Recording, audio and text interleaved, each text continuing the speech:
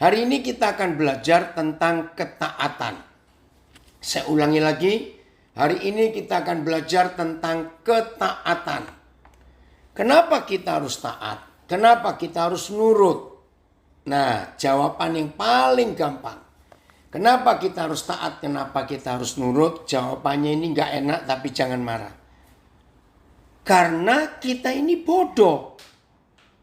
Maka itu harus taat. Lagi sekali.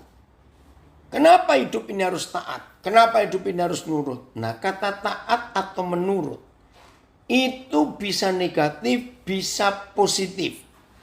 Nah, kebanyakan kita ini taat kepada hal-hal yang negatif. Aduh, kalau ingat ini saudara, semua kita yang namanya manusia pasti pernah taat nurut kepada yang negatif. Maaf, bagi yang warga binaan, maaf, saya tidak menuduh. Tapi inilah fakta. Begitu pula kami yang bebas di luar, tidak di dalam LP, sama.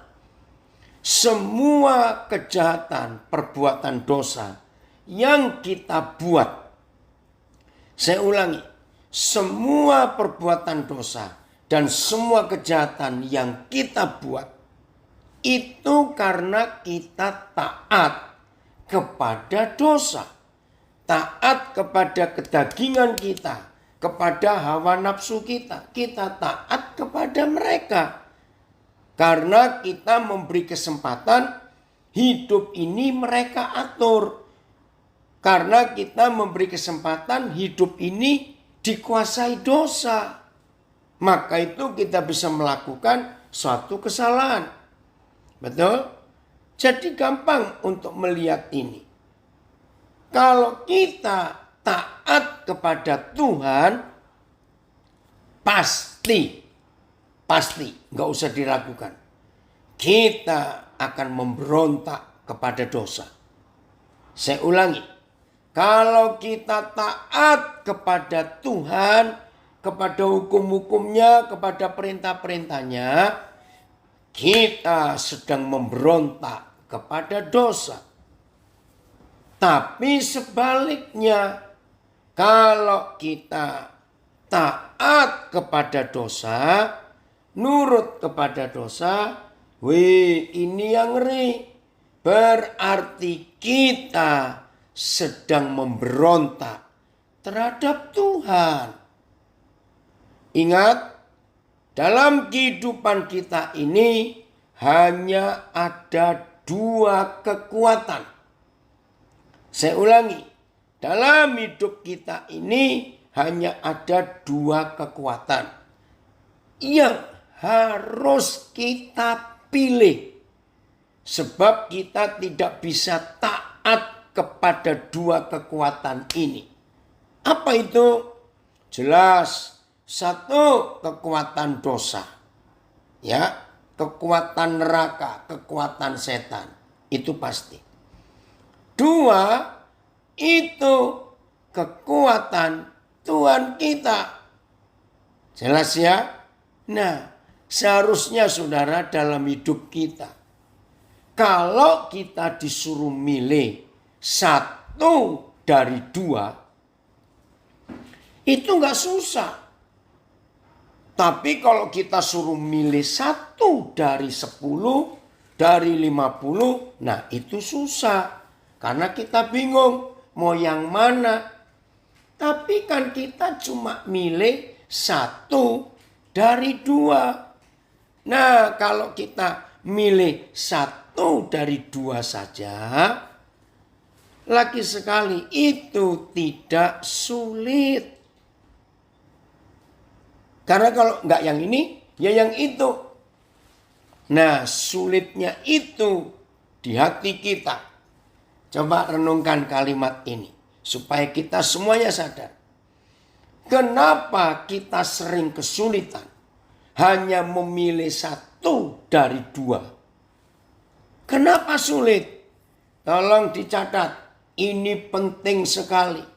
Setiap kita mengalami kesulitan, untuk memilih taat kepada yang satu dari dua hal itu. Saudara, bukan suam-suam kuku, bukan. Karena kita mau menuruti dua-duanya. Ayo ngaku. Betul tidak?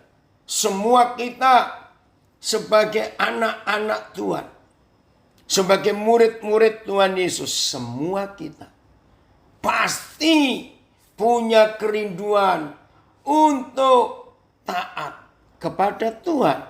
Itu pasti, sebab kita sudah menjadi miliknya. Tapi daging kita ini, emosi kita ini, ego kita ini, maunya nurutin juga hawa nafsu. Nggak bisa.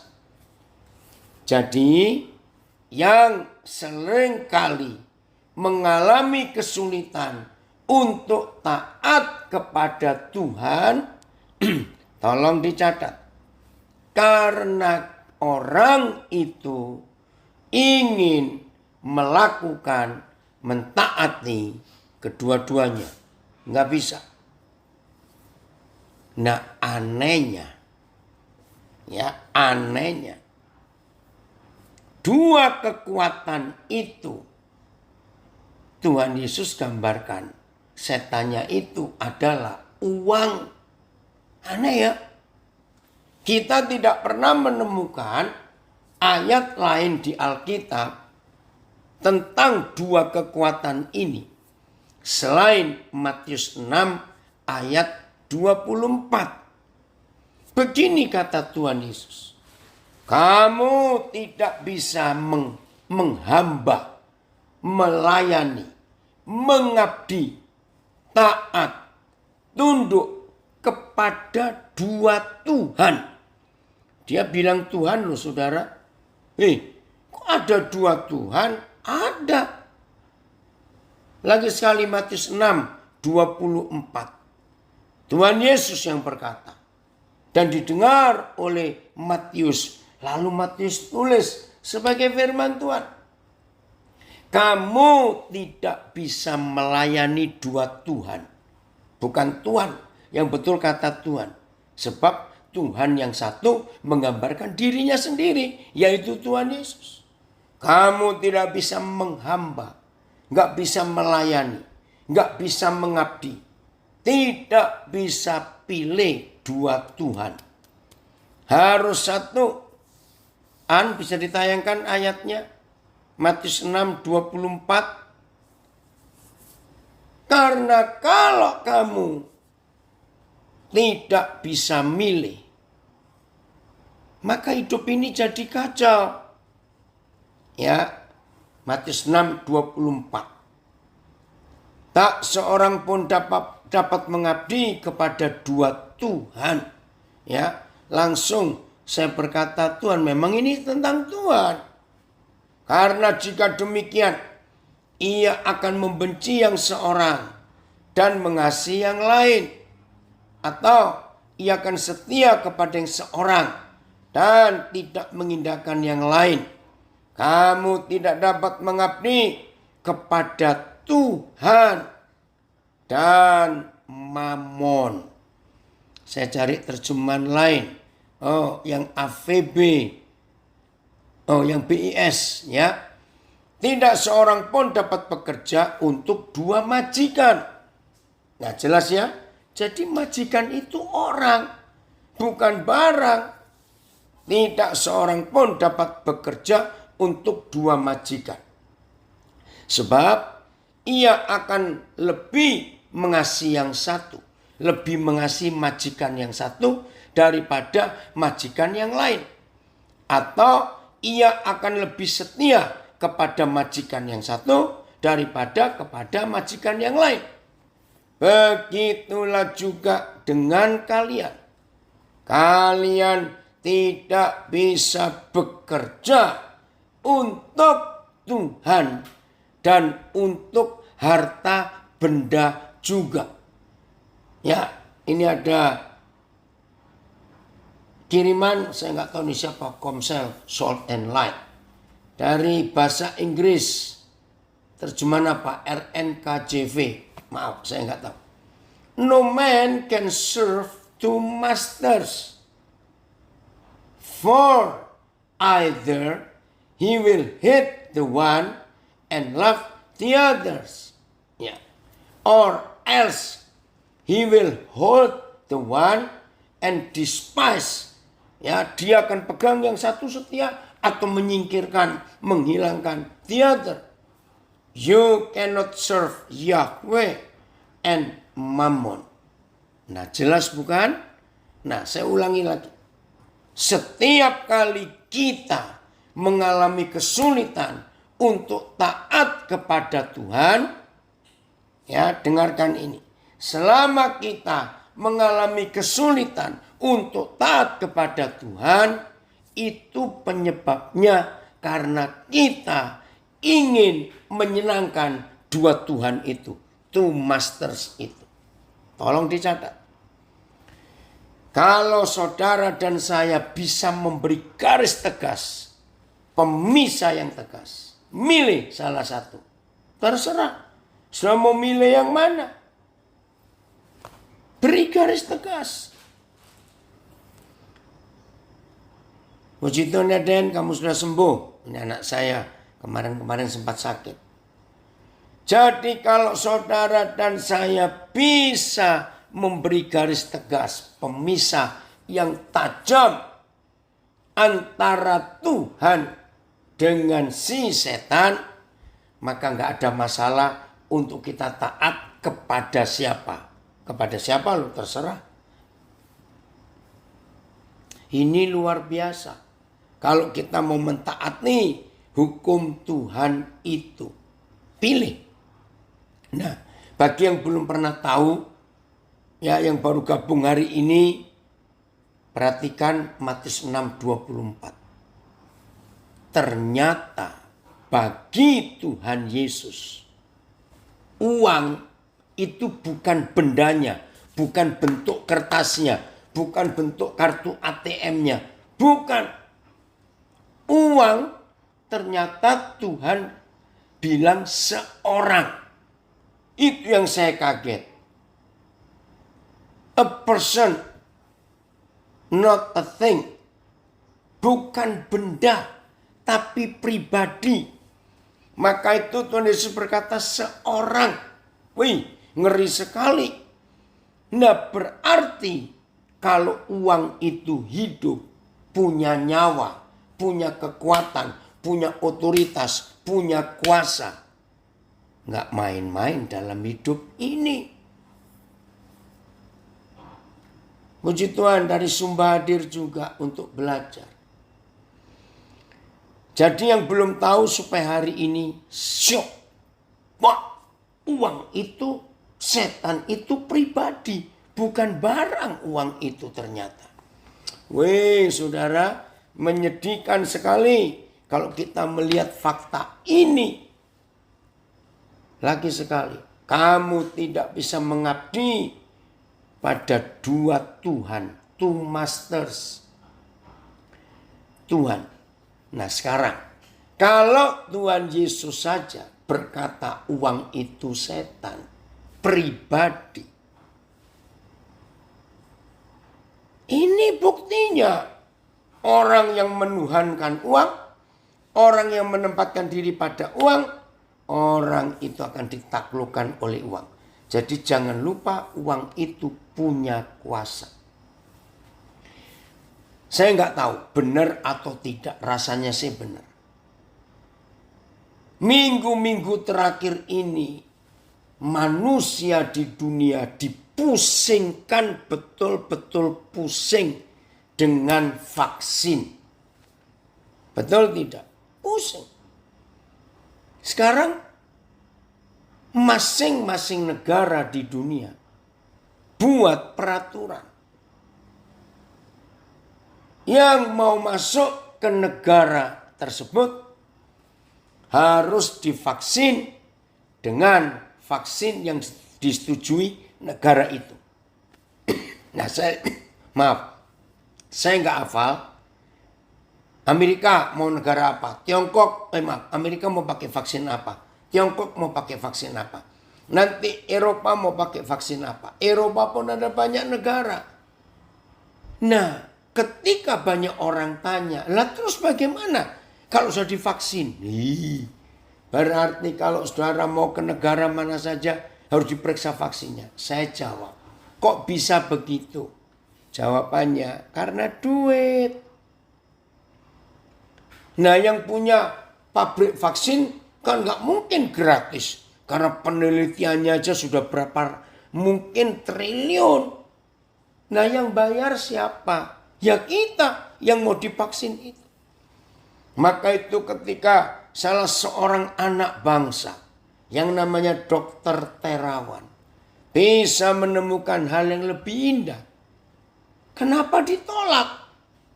Nah, maaf ini BPOM, Badan Pengawas Obat dan Makanan, termasuk dengan cukup banyak dokter di Indonesia, itu sudah dibeli, dibayar oleh pabrik-pabrik farmasi.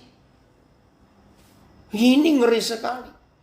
Maka itu dalam berapa kasus, saya percaya semua kita pernah dengar, keluarga teman kita ada yang masuk rumah sakit. Mungkin ada anggota keluarga kita sendiri masuk rumah sakit.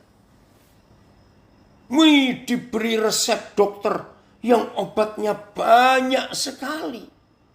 Bahkan dalam beberapa fakta, kalau kebetulan anggota keluarga pasien itu ada yang dokter atau yang apoteker, akan kaget.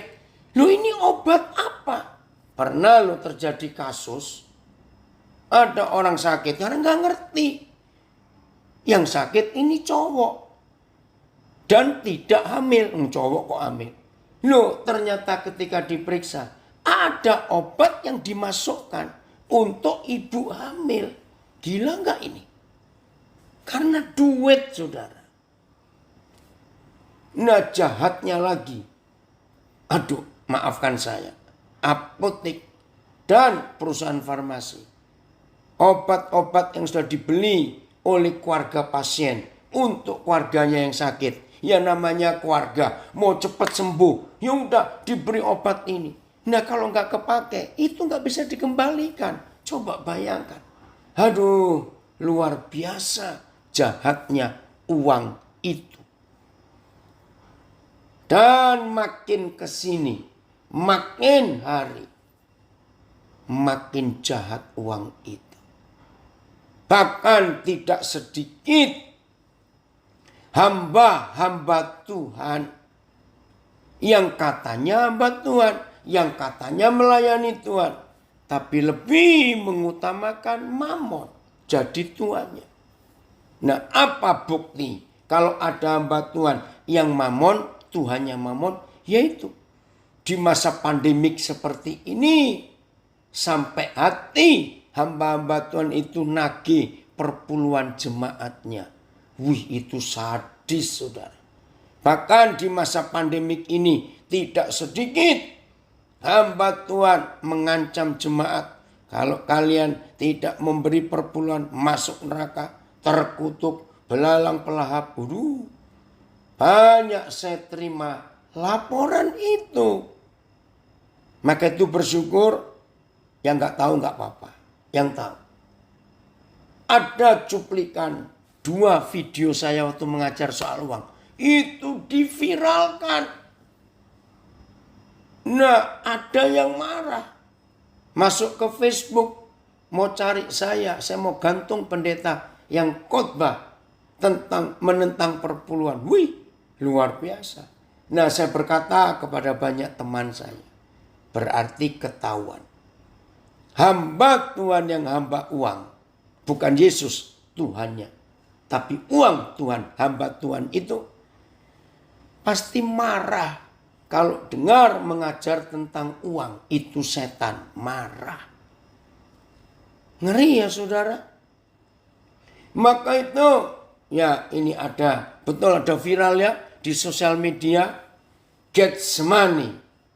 itu tempat Yesus bergumul sampai bercucuran darah, bercampur darah keringatnya. Ini dalam bahasa Inggris, Getsemani dengan Getsamani. Ini hampir sama. Getsemani dalam bahasa Inggris artinya dalam bahasa Indonesia dapatkan sejumlah uang. Bersyukur ada orang yang berani buat lukisan atau gambar seperti itu. Nah, dari uang ini muncul beberapa aliran. Pornografi, pelacuran. Lihat, selama pandemik ini, ya bersyukur polisi Indonesia hebat. Ngeri enggak? Di dalam masa pandemik ini, berapa kali ketahuan pelacuran anak-anak. Itu jahat, saudara. Anak-anak dijual. Wih, ngeri sekali. Ketangkap bukan? Berapa banyak juga artis-artis jadi mucikari. Ya karena kepepet uang. Bahkan berapa hari yang lalu, viral di sosial media. Karena kepepet uang. Ibu kandung menjual anak gadisnya. Memang kalau saya lihat di foto itu, anak gadis ini cantik sekali. Dijual di online. Wih, kejam sekali. Ibu kandung, saudara. Tuhan ampuni kami. Anaknya dijual untuk kepada laki-laki hidung belang. Karena uang, karena dia bilang lapar. Nggak bisa kerja. Aduh. Maka itu kita harus tahu. Ini saya baca ada komen dari seorang dosen di Surabaya. Obatnya super keras. Beberapa kasus yang kami temui. COVID sembuh. Tapi meninggal karena tubuh tidak kuat dengan aneka obat. Betul. Komen dari Kutai Barat. Menurut Injil Matius di dalam bahasa Aram. Mamon artinya uang. Cinta akan uang adalah akar segala kejahatan. Nah, saya mau baca kiriman dari Kutai Barat tentang bahasa Inggris The Passion. How could you worship two gods? Bagaimana kamu akan menyembah dua Tuhan at the same time, di saat yang sama? You will have to. Kamu pasti akan membenci yang seorang dan kamu akan mengasihi yang seorang. Or be devoted to one, atau kamu akan mengabdi, menghamba, tunduk kepada yang seorang, tapi menyingkirkan, despise the other. You cannot worship the true God. Engkau tidak akan bisa menyembah, melayani Tuhan yang benar, the true God, while ketika kamu, ini bagus terjemahan The Passion, while enslaved to the God of money. Woi, terima kasih terjemahan The Passion. Kamu tidak bisa menyembah, hidup dengan Tuhan yang benar dengan sedang kamu menghambakan diri kepada Tuhannya uang, the God of money. Luar biasa terjemahan ini. Ya, ini ada komen dari Surabaya. Jarang ada gembala yang menjabarkan tentang uang adalah Tuhan yang lain. Uang bukan benda, tetapi pribadi yang bisa menguasai kita. Betul, yang ngomong ini Tuhan Yesus. Maka itu Tuhan Yesus berkata, uang itu seorang. Bukan apa, tapi siapa. Wih, ini luar biasa, saudara. Maka itu supaya kita menang. Ada yang tanya, Koden tolong share tips bagaimana agar uang bisa menjadi hamba manusia. Gampang, Charlie. Bencilah uang. Maka kita nggak akan jadi hambanya. Cintailah Tuhan. Maka kita akan jadi hamba Tuhan. Udah, gitu saja tipsnya. Loh, bagaimana itu? Oh, ada yang komen. Aduh, ini siapa ya? Terbakar dan kebakaran dapurnya buat makan lobster sama steak wagyu, flaunting tas Louis Vuitton sama Hermes sama arloji Patek Philippe, Audemars. Aduh, ini apa ini bisa nama-nama merek terkenal itu? Ngeri sekali. Maka itu terbakar dan kebakaran. Kalau hamba Tuhan adalah hamba uang mendengar, Matius 6:24 setuju. Yang nulis ini hebat sekali. Saya nggak tahu ini siapa ini, Emperor 778 namanya. Oke, dari uang ada banyak cabang. Yang pertama saya sebut pelacuran, pornografi, seks. Nomor 2 judi. Gara-gara menuangkan uang judi. Ketiga narkoba. Lihat itu, narkoba. Ngeri sekali. Yang ketangkap sudah banyak, tapi nggak jerah-jerah, nggak tobat-tobat. Jadi cabangnya uang ini banyak. Seks, judi, narkoba, mabok. Sebutkan pencurian, perampokan, pembunuhan.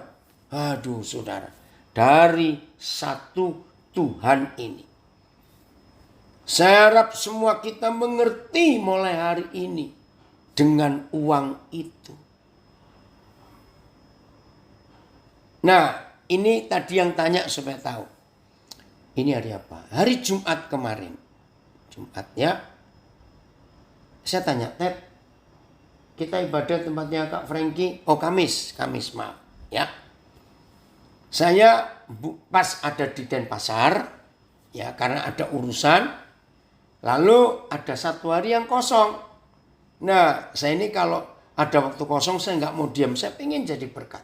Lalu saya kontak beberapa anak saya. Yaudah, ayo kita buat kebaktian. Nah, hari Kamis buat kebaktian. Kamis atau Jumat ya saya lupa. Minggu kemarin. Nah, karena kebaktiannya sore, maka saya harus siapkan makanan. Saya nggak minta kepada panitia atau gereja itu enggak. Saya langsung kontak seorang anak saya.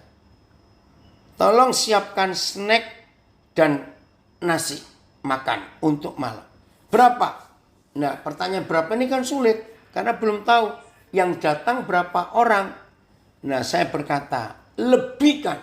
Kalau kamu perkirakan yang datang 50, saya pesan. Belikan paling tidak 70 paket. Saudara, maaf, saya cerita saja. Dan itu kebiasaan saya. Di mana-mana kalau saya buat ibadah. Dan ibadahnya itu jam makan. Saya nggak pakai tanya-tanya. Saya langsung maaf. Saya keluar uang sendiri. Jadi saya buat kebaktian. Saya siapkan makannya juga. Itu hati saya. Saya nggak pernah takut rugi. Karena jam makan. Jam 6 sore kebaktian. Nggak mungkin. Mereka berangkat makan dulu, taruh sore. Nah kalau malam selesai ibadah makan, kasihan juga. Nah itu cara saya. Jadi saya itu nggak cinta uang kok saudara. Sesuatu yang kita cintai, sesuatu yang kita sayangi, pasti kita tahan-tahan toh. Ini kayak firman Tuhan, Alkitab, oh saya sayang dia, saya peluk-peluk dia, karena memang saya sayang dia. Nah jadi orang yang cinta uang, aduh, uangnya dipeluk-peluk, disayang-sayang. Tiap hari diliatin, wih saldonya segini, saldonya begitu. Orang yang cinta uang pasti takut kalau saldonya kurang. Itu pasti takut, karena dia cinta. Tapi yang gak cinta uang, gak takut untuk berbagi. Ini kebenaran yang luar biasa dalam hidup kita. Maka itu saya ulangi lagi. Saudara akan taat kepada siapa? Karena taat itu bisa dua arti. Nih, taat kepada yang positif dan taat kepada yang negatif. Dan dua-duanya pilihan kita. Mau milih yang mana? Karena kita nggak bisa taat kepada dua-duanya. Harus milih salah satu. Wih, Tuhan itu hebat. Kembali lagi ke kalimat pertama. Kenapa sih kita harus taat? Masih ingat jawabannya? Karena kita bodoh. Maka itu kita harus taat. Kalau pinter nggak usah taat. Keren ya? Saya akan baca Mazmur 119. Saya suka sekali merenungkan. Di sini Raja Daud menggunakan beberapa kata. Ayo kita hitung kalau sempat. Tentang firman. Ya. Ada yang komen. Setuju. Hidup harus berbagi. Ya. Harus. Ngeri ya. Jika hidup sudah diperbudak oleh uang. Sangat. Ngeri sekali. Ya. Mazmur 119. Mulai ayat yang sebentar. 80. Tunggu. Mulai ayat 97. Oh, sebentar. Mulai 96. Ya.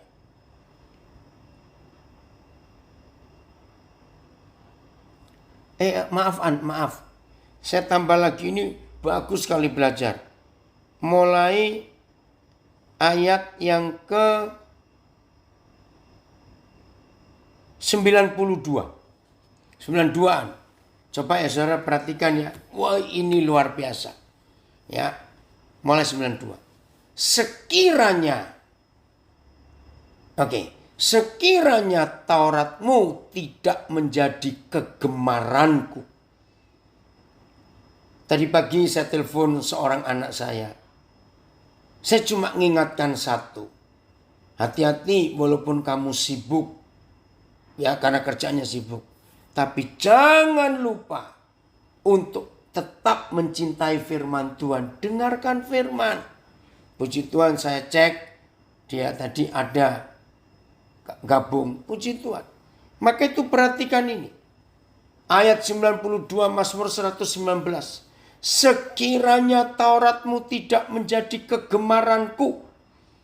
Saya tanya dulu, apa kegemaran masing-masing kita? Ada orang kegemarannya makan, wajar. Ada orang kegemarannya shopping. Ya, kalau duitnya banyak ya silakan. Tapi ada orang kegemarannya marah. Rasanya kalau nggak marah itu kok nggak nyenyak tidurnya. Maaf saya berkata. Ada nggak orang kegemarannya gosip terus? Ayo, kegemaran saudara apa? Hati-hati ya, yang suka game nggak apa-apa main game. Tapi jangan jadi kegemaranmu. Kegemarannya alkohol, mabok, minum. Kegemarannya macam-macam. Kita bisa pilih, periksa. Maka ini yang mengerikan. Tolong diperhatikan. Sekiranya Tauratmu tidak menjadi kegemaranku, maka aku telah binasa dalam sengsaraku.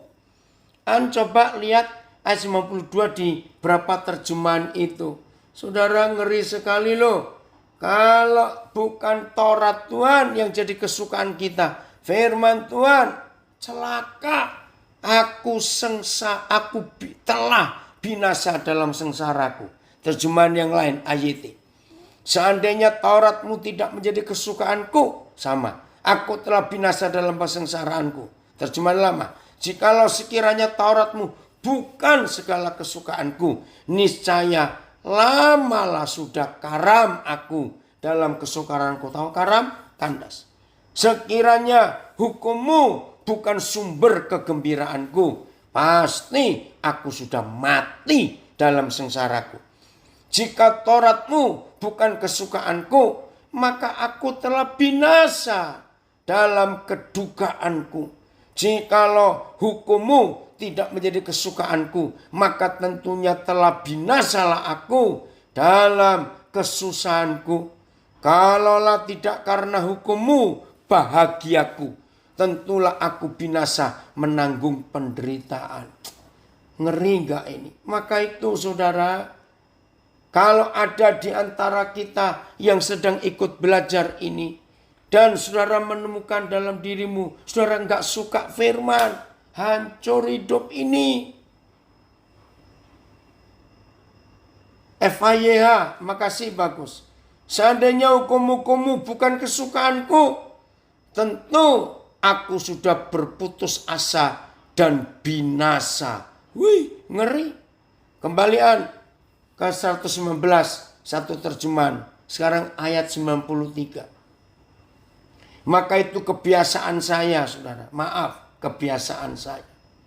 Kalau saya ada orang yang konseling, telepon, minta pendapat. Kenapa hidupku kok susah terus? Saya langsung jawab. Pasti kamu sedang tidak suka firman. Dan kalau kamu sedang tidak suka firman, berarti kamu suka dosa. Dan cuma itu saja. Karena cuma ada dua kekuatan loh di bumi ini. Yang susah tidur. Tapi yang pengen tidur. Ada orang memang senang kalau nggak bisa tidur. Karena dia merenung. Sehat. Orang kayak begitu itu pasti sehat. Karena tidur itu bukan berapa jamnya. Tapi kualitasnya. Nggak apa-apa. Kalau saudara memang pengen nggak tidur. Karena merenungkan Tuhan. Belajar firman. Nggak apa-apa. Tapi jangan nggak bisa tidur. Karena kepikiranmu. Aduh. Ngeri sekali. Nah, bertobat ya. Pokoknya mulai hari ini kalau ada orang hidupnya amburadul, kacau balau, hidupnya miring-miring, hidupnya kok berat terus. Yakinkan orang itu kamu sedang tidak suka firman Tuhan. Ayat 93. Untuk selama-lamanya aku tidak melupakan tita-titamu. Sebab dengan mencintai firman itu maksudnya. Engkau menghidupkan aku. Ini tadi ada yang kirim FIYH ayat 93. Sekali-kali aku tidak akan mengesampingkan hukum-hukummu. Karena engkau telah menggunakannya. Menggunakan hukum-hukum Tuhan. Untuk memulihkan sukacitaku. Wah. Ada tambahan kata bagus. Karena engkau telah menggunakannya untuk memulihkan sukacitaku dan kesehatanku. Terima kasih terjemahan FIYH ini. Maka itu kalau ada yang sering sakit-sakitan. Tuhan gak bilang loh kita gak bisa sakit. Oh itu mengerikan kalau kita gak bisa sakit. Tapi kalau sakit-sakitan Tuhan gak suka. Nah hanya dengan mengasihi hukum-hukum Tuhan. Ayat 94. Aku kepunyaanmu. Oh saya suka kalimat ini. Aku ini kepunyaan Tuhan. Selamatkanlah aku. Sebab aku mencari tita-titamu. Oh terima kasih Papa. Aman ya? Kalau hidup saudara dan hidup saya itu dimiliki oleh Tuhan, kepunyaan Tuhan, maka kita ini akan selamat. Puji Tuhan, betul. Wow, luar biasa. Anak saya dari Blitar ini betul, Troy. Mencintai firman itu hebat. Amin. Sinta, Ivan, ayo percaya dengan firman. Leri dipulihkan. Ayat 95. Ini ancaman. Saya percaya semua kita sering hadapi ancaman. Orang-orang fasik menantikan aku untuk membinasakan aku. Betul ya? Oh ini FIYH 94. Selamatkan aku milikmu. Selamatkanlah aku. Karena aku telah berusaha untuk hidup menurut kehendakmu. Terima kasih Bapak. Nah, lihat ayat 95. Saya percaya yang namanya manusia pasti pernah menghadapi ancaman. Nah, ini ancaman dalam hidup kita. Ketika orang-orang fasik menantikan kebinasaan kita. Orang-orang fasik menantikan aku untuk membinasakan aku. Ini mengerikan sekali. Tetapi aku hendak memperhatikan peringatan-peringatanmu. Walaupun diancam. Nggak apa-apa, tetap. Saya cerita ya, kira-kira 2 minggu yang lalu saya diancam. Gara-gara ada yang nggak suka khotbah saya tentang perpuluhan. Saya mau dicari, mau digantung. Saya nggak tahu itu anak-anak saya yang kirim. Dari salah satu Facebook. Saya nggak takut. Saya tetap akan memperhatikan perintah-perintahnya. FAYH. Orang-orang jahat bersembunyi di sepanjang jalan untuk membunuh aku. Ini terjemahan FAYH. Pasti ada di antara kita yang diancam, dibenci oleh orang-orang tertentu. Namun aku, nah ini terjemahan FAYH. Namun aku memusatkan pikiranku pada janji-janjimu. Keren ya. Walaupun di sepanjang jalan hidup kita orang jahat bersembunyi untuk mencari jalan membunuh kita. Tapi biarlah sikap hidup kita memusatkan pikiran kepada janji-janjimu. 96. Aku melihat batas-batas kesempurnaan. Artinya terlalu luas untuk dimengerti. Tapi perintahmu luas sekali. Coba carikan ayat 96 berapa terjemahan yang lain. Bagus, tolong FAYH ayat 96. Aku telah melihat batas dari segala kesempurnaan.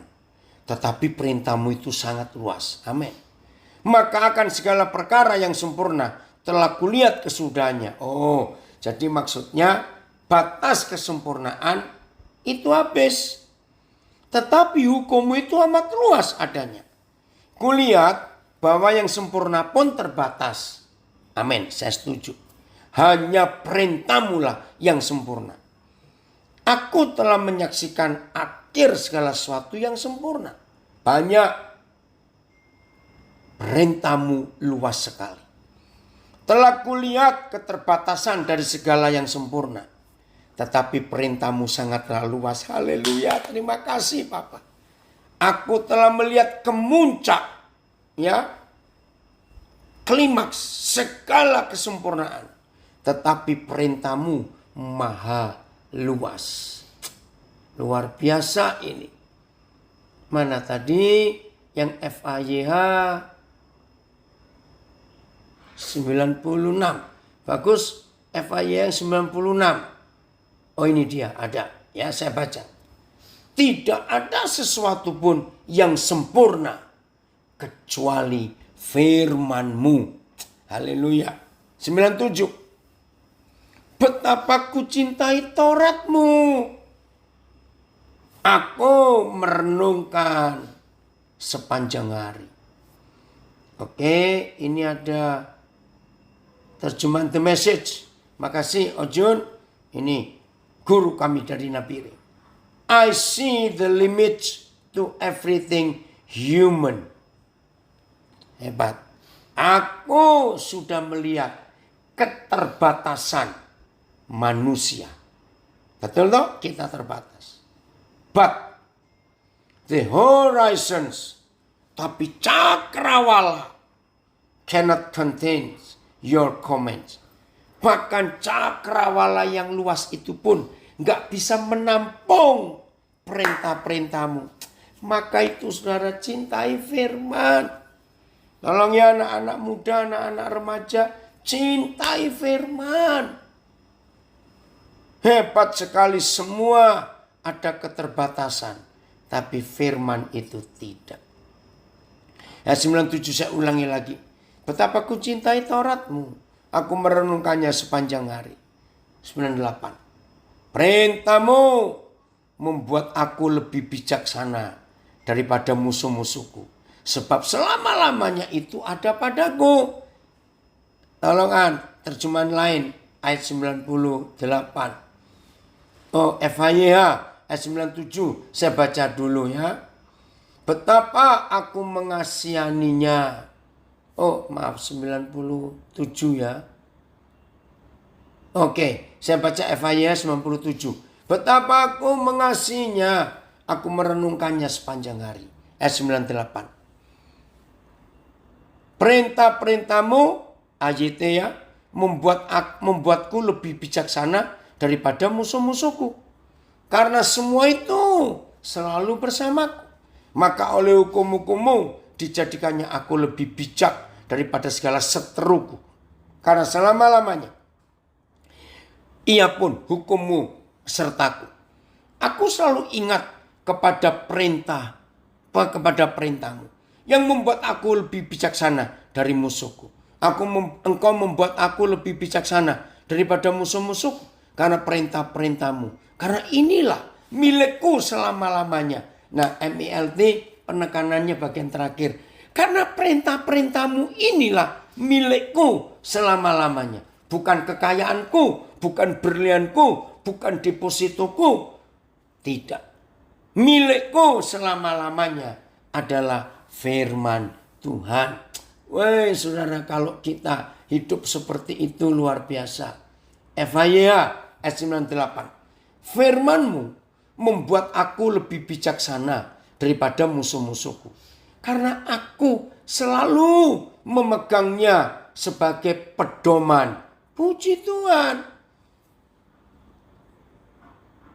Ya, ini anak-anak saya ikut. Maka itu ya, ayo Reza, kamu harus mencintai firman Tuhan. Nah, anak saya panggil ini dia masih muslim. Tapi dia suka mendengar saya mengajar. Papa senang nak kamu bisa ikut belajar hari ini. Dalam kesulitanmu, ya percayalah. Kalau kamu cinta firman Tuhan. Ya, apalagi kamu sedang puasa. Selama 30 hari ini. Serius ya puasamu? Papa tetap doakan kamu. Ya nak saya di Sumatera Selatan. Ya. Kenapa ini? Maksudnya, oi, anak saya pengacara terkenal hadir. Apa kabar ini? Pengacara kondang Andreas Arifin. Oke, ayat 99. Ya. Aku lebih berakal budi daripada semua pengajarku. Sebab peringatan-peringatanmu kurenungkan. Haleluya. Berarti lebih bijaksana dari guru-guru kita. Ayat 100. Aku lebih mengerti, wih ini keren, daripada orang tua. Oh Tuhan hebat. Sebab aku memegang tita-titamu. Hebat ya. Ini luar biasa. Terima kasih nak. Anak saya komen, baik Pak, lagi mendengar suara Tuhan melalui Papa. Puji Tuhan. FIH ayat 59. Ya, lebih bijaksana daripada guru-guruku. Karena aku selalu merenungkan peraturan-peraturanmu.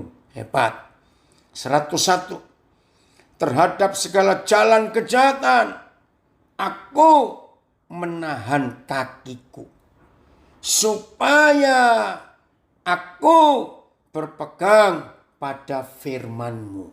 Puji Tuhan. Saya ulangi lagi. Terhadap segala jalan kejahatan aku menahan kakiku. Supaya aku berpegang pada firman-Mu. Jadi kita nggak boleh kalah. 102. Aku tidak menyimpang dari hukum-hukum-Mu.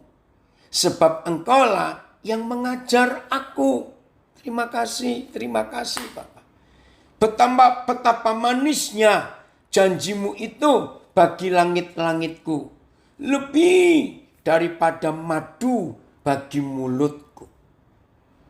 Terima kasih Tuhan. Maka itu kalau kita dalam hidup ini menemukan. Kenapa ya? Aku ini kok gak bisa mencintai firman Tuhan. Ya karena saudara merasa gak butuh firman. Saya nggak bisa hidup tanpa firman, saudara. Nggak bisa. Sebab firman itu segala-galanya. Udahlah saya yakinkan saudara. Yang sedang kesulitan apa saja. Termasuk kesulitan uang. Cari firmannya. Rindukan firmannya. Karena waktunya nanti saudara baca renungkan ulang-ulang Mazmur 119 ini. Wih, luar biasa. Oh, serat ini ada terjemahan FHY, saya akan baca. 100 sampai 102. Bahkan aku dijadikannya lebih bijaksana daripada orang-orang tua. Aku tidak mau mengikuti jalan yang sesat dan jahat, karena aku akan tetap taat. Nah ini kembali kata taat. Karena aku akan tetap taat kepada firman-Mu.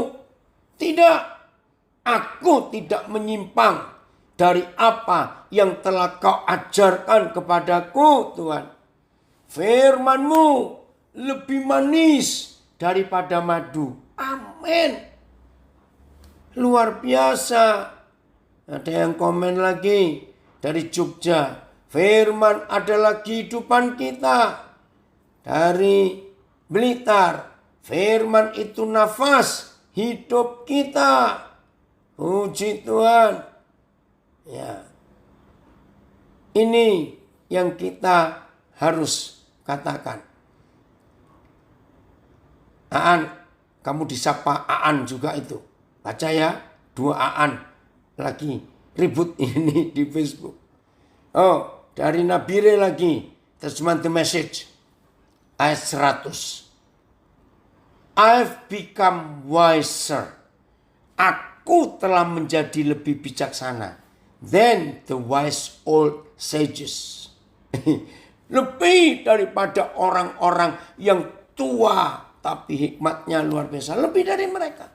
Simply, sederhana.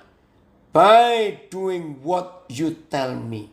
Sederhana caranya. Hanya melakukan apa yang kau katakan kepadaku.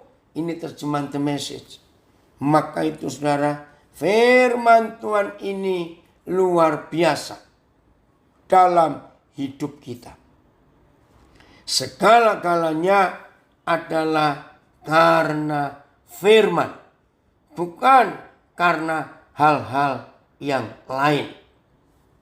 101. Terhadap segala jalan kejahatan, aku menahan kakiku supaya aku berpegang pada firman-Mu. Oh, saya kembali. Mazmur 119 tadi. Ya, saya ulangi ayat 101. Terhadap segala jalan kejahatan, aku menahan kakiku. Saudara, perhatikan. Orang yang memilih berjalan di jalan kejahatan, ya, orang yang milih jalan di jalan kejahatan, maaf, pasti karena uang. Uang itu nama lainnya jalan kejahatan. Tolong catat, puji Tuhan ada yang komen, Semi. Firman Tuhan adalah matahari dan perisaiku. Betul, itu pemazmur. Saya ulangi ya, ayat 101. Tolong perhatikan serius. Nama lain uang itu adalah jalan kejahatan. Saya percaya kalau ada orang iseng di kota mana lalu memberi nama jalan-jalan kejahatan, saya percaya orang kalau mau lewat mikir dulu. Kok namanya jalan kejahatan? Nah, firman ini berkata, terhadap segala kejahatan. Oke, dari Banjarmasin kirim terjemahan Amplified. I have restrained my feet from every evil way. Restrain itu artinya tarik, gitu. Aku menarik kembali kakiku dari semua jalan jahat. That I may keep your word. Supaya aku bisa pegang simpan firman-Mu. Ngerti nggak sekarang saudara? Nah, semua jalan kejahatan itu pasti sumbernya karena cinta uang. Nggak apa-apa Yong, kamu telat bisa didengar lagi. karena tersimpan di Facebook dan di Instagram Papi. Saya ulangi lagi. Semua bentuk jalan kejahatan itu karena uang ujungnya. Kenapa orang bisa merampok? Ya uang. Kenapa orang suka judi? Ya uang. Kenapa orang jual narkoba? Ya uang. Kenapa orang bisa menjadi pembunuh? Biasanya karena uang. Betul tidak? Semuanya uang. Itulah jalan kejahatan. Maka itu jangan kita pilih jalan kejahatan itu. Kembalian ke Mazmur 101. 119. 102 sekarang. Aku tidak menyimpang dari hukum-hukum-Mu, sebab Engkaulah yang mengajar aku. Aduh, ini luar biasa. Nggak menyimpang, tetap jalan di jalan Tuhan. Jadi ngerti ya saudara? Maka itu hari ini tema kita, belajar untuk selalu taat pada Tuhan. Harus, karena kita ini bodoh. Nurutlah.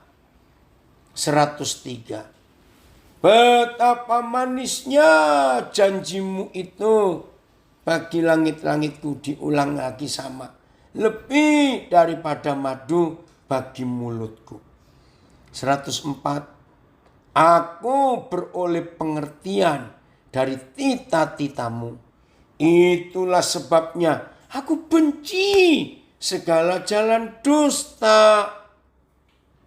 Hebat ya Tuhan kita. Oh, ada yang komen di Facebook. Buntut uang ada Pak. Untuk makan, untuk obat. Oh ya, terima kasih. Gara-gara makanan orang bisa ribut. Ya, obat tadi kita sudah belajar. Bagaimana gara-gara uang perusahaan-perusahaan farmasi itu membeli rumah sakit. Membeli para dokter untuk menggunakan produknya. Aduh. Dan kalau sudah bisa membuat laku sekian banyak. Enggak, ini bukan rahasia lagi. Perusahaan-perusahaan farmasi itu memberi hadiah, memberi bonus kepada dokter-dokter. Dulu sebelum pandemik, bonusnya enggak tanggung-tanggung. Kalau dokter itu bisa melariskan, menjual obat produknya sekian banyak, bonusnya jalan-jalan ke luar negeri loh saudara. Siapa enggak pengen ke luar negeri gratis? Oh, ini dari ponakan saya dari Toronto. Thank you, Didi. Ya, dia menuliskan, menayangkan dari 1 Timotius 6 ayat 10.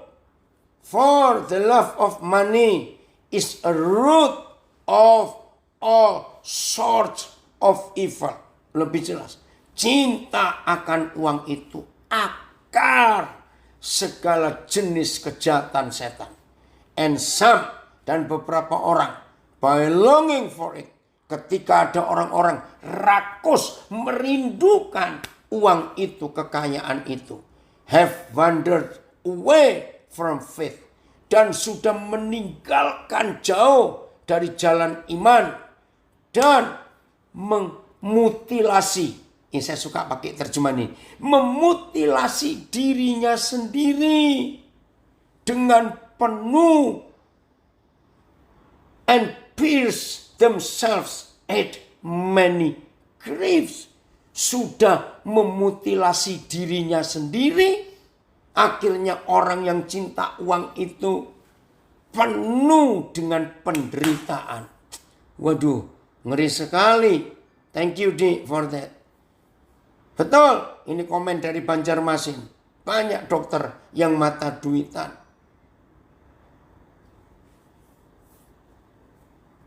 Jelas ya, maka itu kita harus yakin betul-betul akan firman Tuhan ini.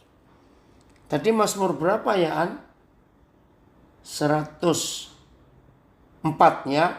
Nah sekarang 105. Oh terima kasih Papa. 105. Firman-Mu itu pelita bagi kakiku dan terang bagi jalanku. Maka itu saudara, kalau kita mau taat kepada Tuhan. Ingat tadi saya katakan. Taat itu ada dua arah. Yang negatif atau yang positif. Terserah kita mau pilih taat kepada siapa. Taat kepada Tuhan berarti kita melawan dan memberontak kepada dosa dan setan. Haleluya kalau itu. Tapi sebaliknya, taat kepada dosa, nurut setan, saudara dan saya menjadi pemberontak, menjadi pelawan Tuhan. Maka itu jangan terjadi. Oke, terjemahan Evaya saya baca sebelum kita akhiri. Hanya peraturan-peraturanmu sajalah yang dapat memberi aku kebijaksanaan serta pengertian. Karena itu tidak heran kalau aku membenci setiap ajaran yang palsu. Firman-Mu adalah lampu yang menerangi jalanku supaya aku jangan jatuh. Nah, saya akan terangkan dalam tradisi Yahudi. Ya. Kenapa ada tulisan firman-Mu pelita bagi kakiku dan terang suluh bagi jalanku. Begini tradisi mereka di beberapa abad yang lalu. Kalau mereka jalan malam dan beban mereka cukup banyak, di kepala ada barang, di pundak ada barang, di tangan kiri bawa barang juga, maka kebiasaan orang Yahudi zaman itu mengikatkan pelita. Pelita itu kan kecil, ya, dari minyak itu. Nah, pelita itu diikat di jempol kaki. Coba bayangkan sebentar. Pelita itu diikat di jempol kaki. Karena tangannya nggak bisa bawa obor, nggak bisa bawa senter istilah sekarang. Karena penuh beban, penuh barang yang dibawa. Nah, itulah firman, pelita bagi kakiku. Artinya, setiap kali saudara dan saya mengangkat satu langkah untuk taat, maka firman itu menerangi sepotong area itu. Bisa bayangkan ya? Nah, maka itu kalau hidup tidak nurut Tuhan, tidak jalan mengikuti Tuhan, kita nggak akan sampai. Kalau kita stop karena takut, aduh gelap, ini bagaimana? Nggak usah takut. Jalan terus, jalan terus. Gimana Dewi, suaranya sudah dengar? Ini dari Nabiri ada komen. Suaranya hilang. Nah, yang kedua, terang bagi jalanku. Jadi, jalan malam, lalu bawa obor, bawa suluh, ya, atau bawa lampu yang lebih gede. Dulu, waktu saya pelayanan pertama kali ke Minahasa, tahun 74, karena belum ada banyak mobil, kalau pulang malam nggak ada mobil, jalan kaki. Nah, waktu itu, rombongan kami selalu bawa lampu petromak. Tahu nggak lampu pompa itu loh. Untuk jalan. Sambil jalan kami memuji Tuhan. Yaitu karena daerah Kristen. Nah, ada kalanya firman Tuhan hanya menerangi jalan kita untuk hari ini. Nggak apa-apa. Hari ini selesaikan dulu. Ada kalanya firman Tuhan berbicara kepada kita untuk sebulan yang akan datang. Atau seminggu yang akan datang. Nggak apa-apa. Ikuti. Itulah arti firman Mazmur 119 ayat 105. Hebat ya Papa kita. Terima kasih untuk firman. Maka itu tidak taat itu rugi. Betul Senta. Pengertian pelita itu. Maka itu kalau saudara nggak tahu besok itu mau bagaimana. Minggu depan mau bagaimana. Jangan panik. Jadikan firman itu pelita untuk hari ini dulu. Ya. Untuk hari ini. Oke. Pak Yogo selamat bertugas. Karena ini hari Senin. Hari baru untuk 1 minggu. Nah kalau hidup seperti ini. Kita bahagia sekali. Hidup ini pasti aman. Jadi cintai firman Tuhan. Lebih daripada apapun juga. Betul. Papa kita di surga. Hebat. Hebat sekali. Tuhan Yesus memberkati kita semua. Dan yakinkan. Saudara warga binaan, kalau saudara berkeputusan taat mutlak kepada firman dan kepada hukum. Baik hukum Tuhan, hukum negara, peraturan dalam lapas.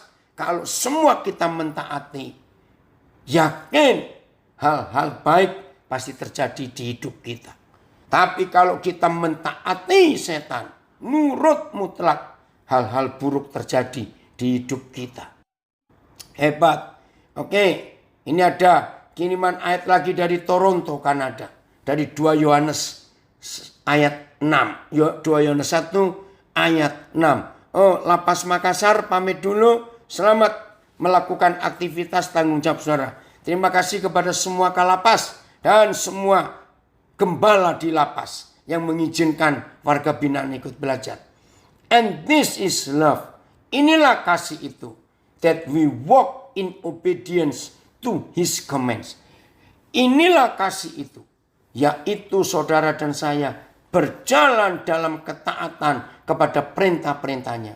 As you have heard from the beginning. Sebagaimana kamu telah dengar dari semula. His command is that you walk in love. Bahwa perintahnya adalah berjalanlah di dalam kasih. Thank you, Dik. Luar biasa ya. Puji Tuhan. Tuhan Yesus memberkati kita semua.